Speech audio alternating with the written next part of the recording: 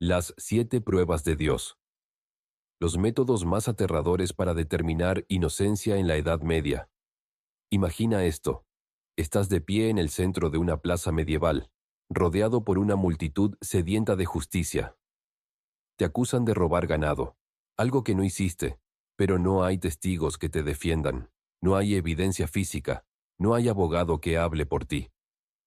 El juez, con su túnica oscura y su expresión severa, te mira directamente a los ojos y pronuncia las palabras que helarán tu sangre. Que Dios decida tu destino. Y entonces, un sacerdote se acerca llevando una barra de hierro al rojo vivo, tan caliente que puedes sentir el calor abrasador desde varios pasos de distancia. El metal brilla con un resplandor naranja blanco, pulsando con calor infernal. Cárgalo, ordena el juez. Camina 9 pasos. Si Dios sabe que eres inocente, tu mano sanará sin infección. Si eres culpable. No termina la frase. No necesita hacerlo. Todos saben lo que significa. Tus manos temblorosas se extienden hacia el hierro ardiente. El olor a carne quemada llena el aire antes de que siquiera lo toques. Y en ese momento, mientras el metal hace contacto con tu piel y el dolor más horrible que jamás has sentido explota en tu cerebro, entiendes una verdad escalofriante. La justicia medieval no se trata de evidencia o razón, se trata de supervivencia. Sobrevive al tormento y eres libre. Muere o queda lisiado, y tu culpa queda probada para siempre. Bienvenidos al mundo de las ordalías, los juicios por prueba divina que dominaron el sistema legal europeo durante más de 600 años. Un sistema donde la tortura no era un castigo, sino el método para determinar la verdad. Donde Dios supuestamente intervenía directamente para proteger al inocente, y donde miles de personas sufrieron horrores indescriptibles en nombre de la justicia. Hoy vamos a descubrir las 7 pruebas más aterradoras, más brutales, más absolutamente dementes que la Europa medieval utilizó para decidir quién era culpable y quién era inocente.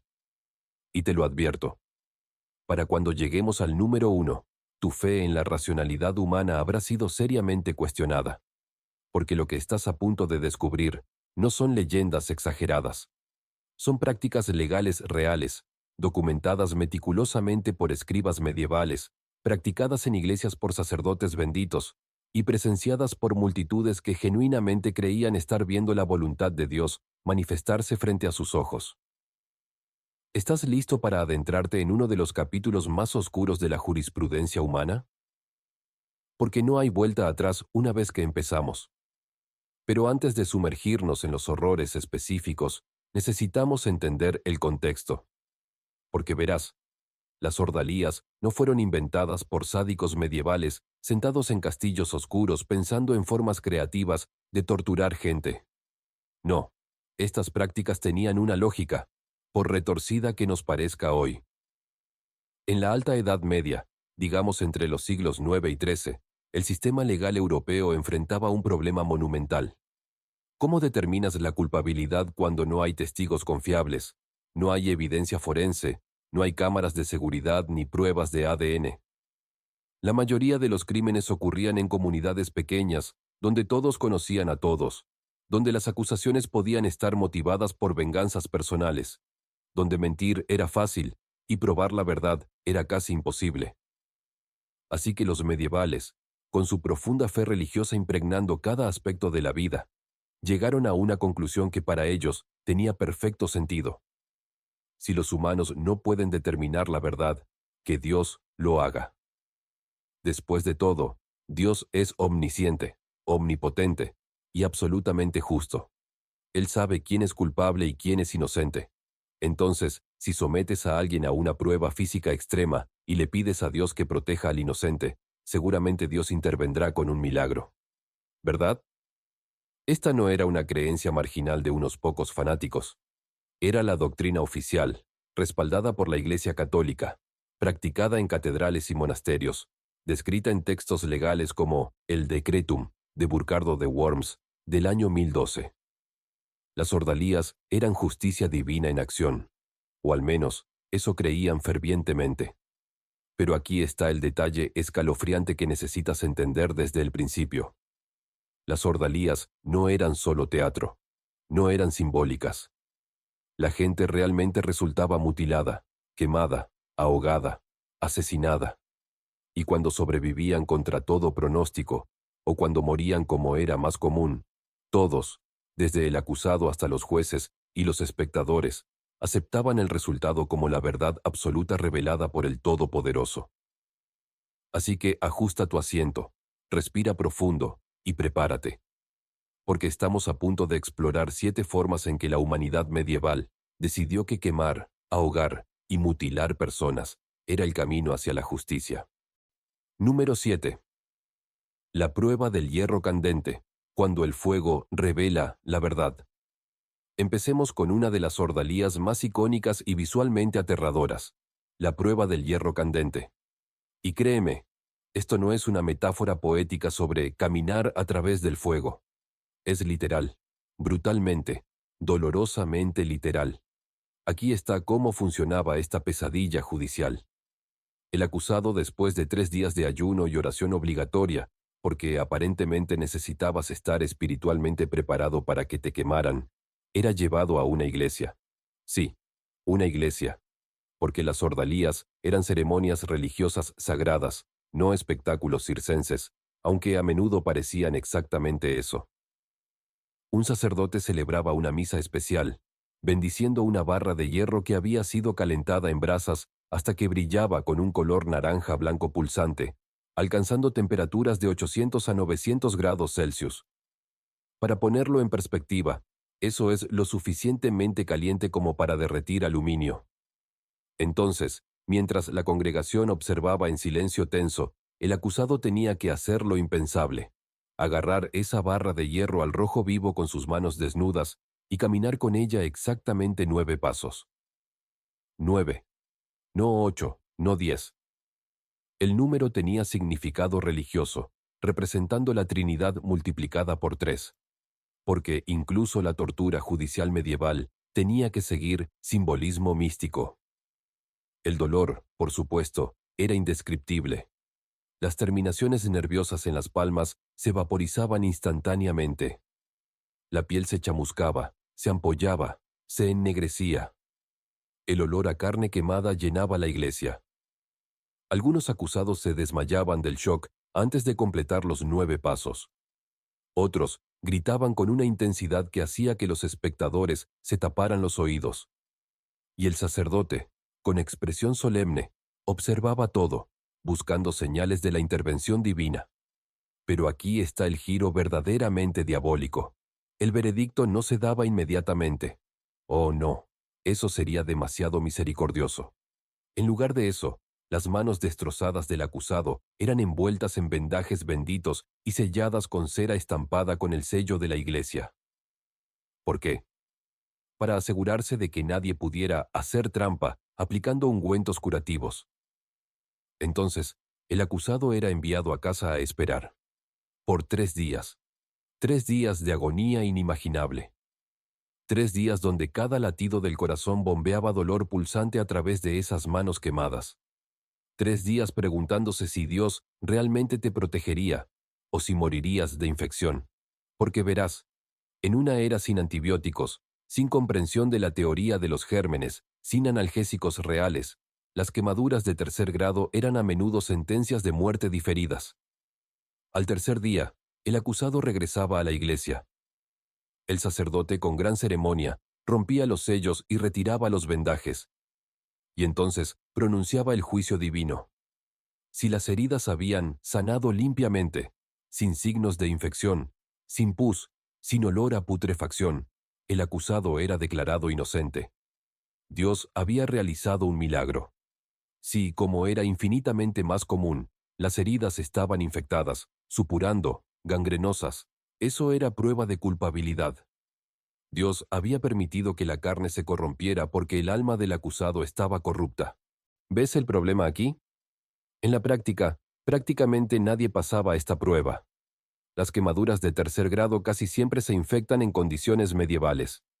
No hay forma humanamente posible de caminar con hierro al rojo vivo y que tus manos sanen limpiamente en 3 días sin medicina moderna.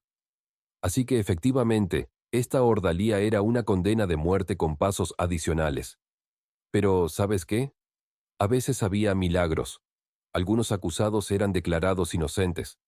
Y aquí está donde se pone interesante, porque los historiadores modernos han descubierto algo fascinante. Había sacerdotes que sabían exactamente lo que estaban haciendo.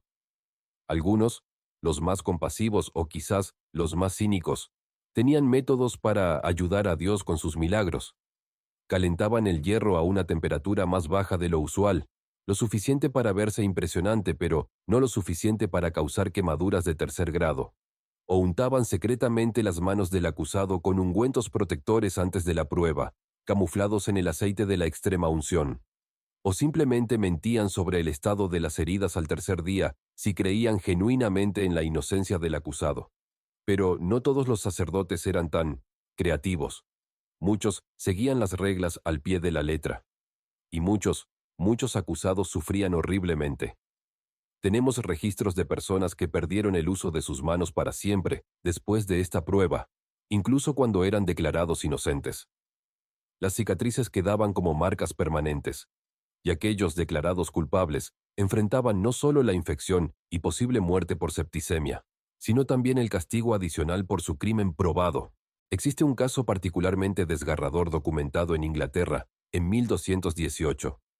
Una mujer llamada Emma de Berkshire fue acusada de robo. Sometida a la ordalía del hierro candente, sus manos se infectaron tan gravemente que desarrolló gangrena. Fue declarada culpable y condenada a muerte por ahorcamiento.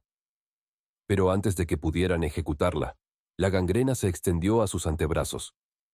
Murió en una celda de prisión, sus brazos putrefactos siendo consumidos lentamente por la infección, gritando que era inocente hasta su último aliento. ¿Dios había hablado? ¿O simplemente había silencio mientras una mujer inocente sufría? Número 6. La prueba del agua hirviendo. Sumérgete en la verdad. Si pensabas que sostener hierro al rojo vivo era malo, espera a conocer la ordalía del agua hirviendo. Porque en la mente medieval, si el fuego directo revela la verdad, ¿por qué no probar con agua tan caliente que está literalmente burbujeando? Esta prueba tenía su propia ceremonia elaborada. Un caldero enorme, a menudo del tamaño de un barril pequeño, se llenaba con agua y se ponía sobre un fuego rugiente. No era una olla común. Era un caldero especialmente bendecido, usado exclusivamente para ordalías. El agua se calentaba hasta alcanzar un hervor violento, con burbujas estallando en la superficie como un geyser miniatura. Y luego, para asegurarse de que estaba lo suficientemente caliente, los sacerdotes esperaban, y esperaban, hasta que el agua hubiera estado hirviendo durante un tiempo considerado adecuado, que generalmente significaba absolutamente más caliente de lo que cualquier ser vivo debería tocar. Entonces, con la congregación reunida y el acusado temblando de terror, un objeto se arrojaba al fondo del caldero. Dependiendo de la gravedad del crimen, este objeto podía ser una piedra pequeña, un anillo, o, en casos de crímenes mayores, algo más profundo. Para crímenes menores, el objeto se colocaba a la profundidad del puño cerrado, aproximadamente 10 a 15 centímetros bajo la superficie hirviente. Para crímenes graves, la profundidad del codo, hasta 45 centímetros o más. El acusado entonces tenía que sumergir su mano y brazo en el agua hirviendo, pescar el objeto y sacarlo. Sin protección, sin guantes, solo carne desnuda encontrándose con agua a 100 grados Celsius o más, porque con el fuego constante debajo, el agua estaba en ebullición continua. ¿Puedes imaginar ese momento? Estás de pie frente al caldero, viendo las burbujas explotar en la superficie, sintiendo el vapor caliente golpeando tu cara. Sabes lo que viene. El sacerdote está murmurando oraciones. La multitud está en silencio. No hay escape. Si huyes, es admisión de culpabilidad. Si te niegas, es admisión de culpabilidad. Tu única opción es extender tu brazo y hundirlo en ese infierno líquido. El dolor de las quemaduras por agua hirviendo es diferente al del hierro candente. El hierro cauteriza instantáneamente, sellando los nervios. El agua hirviendo es más insidiosa. Penetra cada pliegue de la piel, se mete debajo de las uñas, se infiltra en cada poro. Las ampollas se forman instantáneamente, hinchándose como globos grotescos llenos de líquido. La piel se desprende en tiras. Y si tu brazo está sumergido hasta el codo, el daño no se limita a la mano. Todo el antebrazo se cocina literalmente. Los registros históricos están llenos de descripciones que te revuelven el estómago. Un cronista del siglo XII describió una ordalía donde el acusado retiró su brazo del caldero con la piel colgando como harapos, revelando la carne, roja debajo, y cayó al suelo aullando como una bestia herida. Otro relato menciona que el hedor de la carne cocida era tan intenso que varios espectadores vomitaron. Y luego, como con la ordalía del hierro, venía la espera. El brazo destrozado se vendaba y sellaba. 3 días de agonía mientras la infección casi inevitable se instalaba. Al tercer día, el veredicto. Heridas limpias, inocente, infección, culpable. Pero aquí está algo que hace que esta ordalía sea especialmente perversa. Había diferentes niveles de severidad basados no solo en la profundidad, sino también en qué mano usabas. En algunos lugares, si eras acusado de un crimen menor, podías usar tu mano menos dominante. Crimen mayor, tu mano dominante. Los crímenes más severos requerían ambas manos simultáneamente. Imagina eso. Ambos brazos sumergidos hasta los codos en agua hirviendo. Incluso si sobrevivías, si eras declarado inocente, quedarías permanentemente discapacitado. No podrías trabajar, no podrías alimentarte, no podrías cuidar de tu familia. La inocencia venía con un precio de por vida. Y aquí está el giro más cruel de todos. A veces se usaba aceite hirviendo en lugar de agua. El aceite hierve a temperaturas mucho más altas, entre 150 y 200 grados Celsius. El daño era instantáneo, absoluto, irreversible. Estas ordalías eran reservadas para los crímenes considerados más atroces: herejía, brujería, traición. Y nadie, absolutamente nadie, sobrevivía sin daño permanente devastador. Existe un caso documentado en 1166 en Tours, Francia, donde un hombre acusado de herejía fue sometido a la ordalía del aceite hirviendo. Su brazo se sumergió hasta el codo. Los testigos reportaron que su piel se desprendió del hueso como carne de pollo cocido. Fue declarado culpable y quemado en la hoguera. Pero aquí está la parte que te hace cuestionar todo. Años después, un monje confesó en su lecho de muerte que él había hecho la acusación falsa por envidia personal. El hombre era inocente. Dios no había hablado.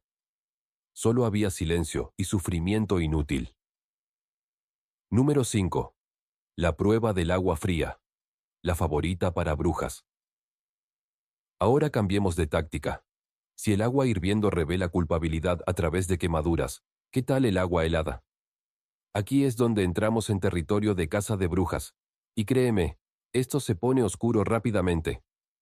La ordalía del agua fría operaba bajo una lógica que solo tiene sentido en una mente medieval profundamente religiosa. El agua, bendecida por un sacerdote, es pura y santa. Lo santo rechaza lo impuro.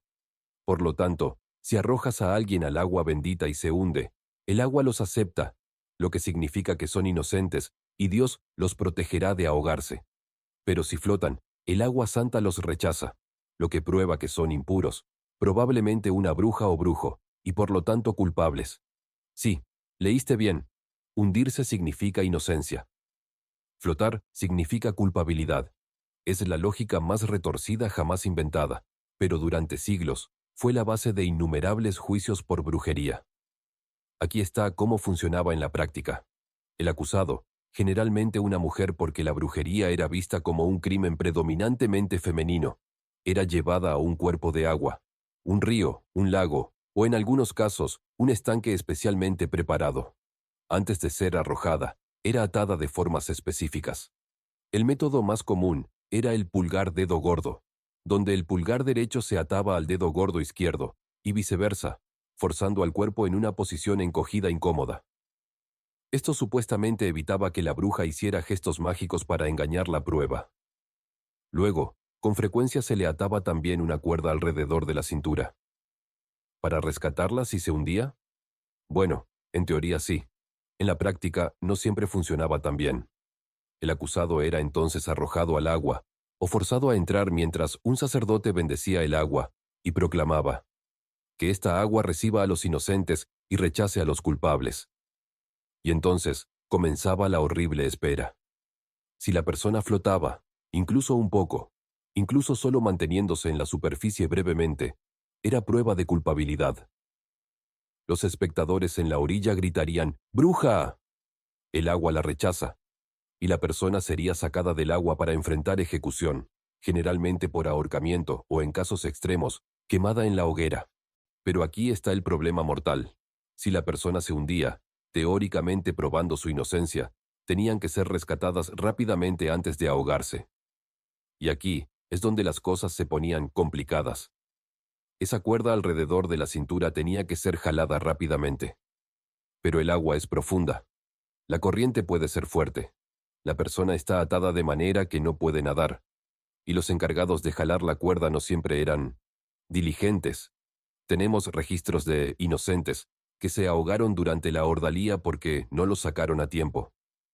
En estos casos, las autoridades se encogían de hombros y decían algo como, bueno, Dios decidió llevárselos al cielo, pero al menos murieron inocentes. Pequeño consuelo para la familia del ahogado. Y luego está la física básica que los medievales no entendían o elegían ignorar. La flotabilidad humana depende de múltiples factores. El porcentaje de grasa corporal, la cantidad de aire en los pulmones, la tensión muscular.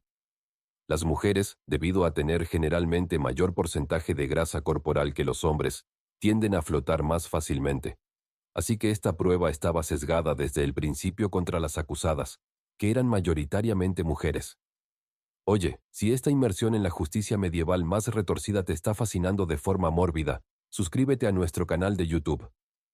Allí encontrarás más contenido profundo sobre las prácticas más oscuras de la historia, contado con el detalle y la investigación que merece.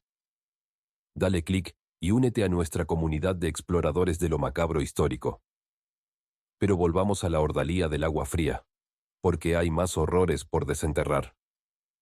En algunos lugares, especialmente durante el pico de la histeria de brujas en los siglos XVI y XVII, la prueba se volvió aún más elaborada y sádica.